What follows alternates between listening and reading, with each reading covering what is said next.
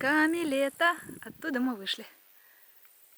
А ромашки, солнце и света. Сегодня 9 августа 2020 года. Сходили по грибы, Сережа нашел много подосиновиков, а я сыроежек. И Тоня Лошакова нашла один подосиновик из сыроежки. Красота.